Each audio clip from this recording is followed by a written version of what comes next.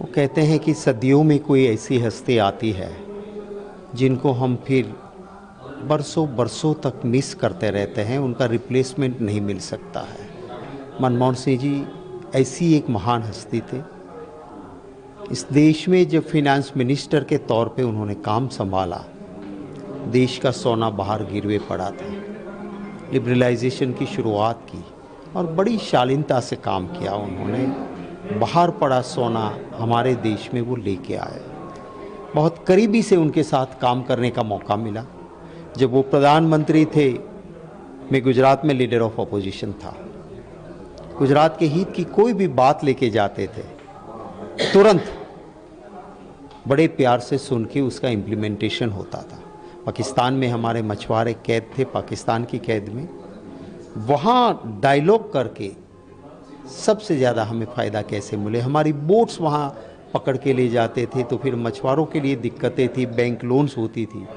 उसके लिए पहली बार ये वो मनमोहन सिंह जी थे जिन्होंने उन मछुआरों के बोट्स के लिए भी हेल्प की। और कोई राजनीति में अनाप शनाप कुछ भी बोल दे, उस वक्त हमारे गुजरात के मुख्यमंत्री कहते थे कि इसको शासन चलाना नहीं आता है मित्रों, ये डॉलर इतना मजबूत करके रुपया इतना कमज़ोर कर दिया कि जैसे रुपया उसकी उम्र के साथ कंपटीशन कर रहा हो। कभी कहते थे पगड़ी के नीचे कुछ नहीं, पर किसी ऐसी बात के ऊपर कभी भी उन्होंने रिएक्ट ऐसे नहीं किया कि जिसे पॉलिटिकली रिएक्शन कहते हैं, क्रोध कहते हैं, कभी नहीं किया। मैंने राज्यसभा में उनके साथ एक साथी के तौर पे काम किया। मुझे याद है वो दिन, पब्लिक अकाउंट्स कमेटी का किसी ने एक और फॉर्म डाल दिया तो इसलिए चुनाव हो गया। मैं कैंडिडेट था कांग्रेस पार्टी की ओर से, मेरे पास नंबर्स थे, बहुत चिंता नहीं थी। फिर भी मनमोहन सिंह जी के वहाँ से फ़ोन आ गया कि साहब कह रहे मैं वोट करने आऊँगा। मैंने कहा फ़ोन दो। मैंने कहा सर अपना मत आइए, ज़रूर इलेक्शन है पर नंबर्स हो जाएंगे, चिंता नहीं। No no no Shakti Singh ji, in election there should not be any over confidence, I can come, I will come. और वो व्हील चेयर में वोट करने के लिए मेरे लिए पब्लिक अकाउंट्स कमेटी के लिए आए। राज्यसभा में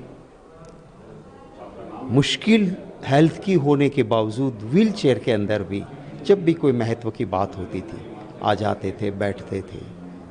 ज़रूरत पड़ने पे छोटी छोटी बातों पे, मैं तो जब लीडर ऑपोजिशन रहा और वो प्रधानमंत्री थे या राज्यसभा में हम साथ थे, किसी बात पे जब भी कुछ ज़रूरत पड़ी उनसे राय लेना है, उनसे बात करना है।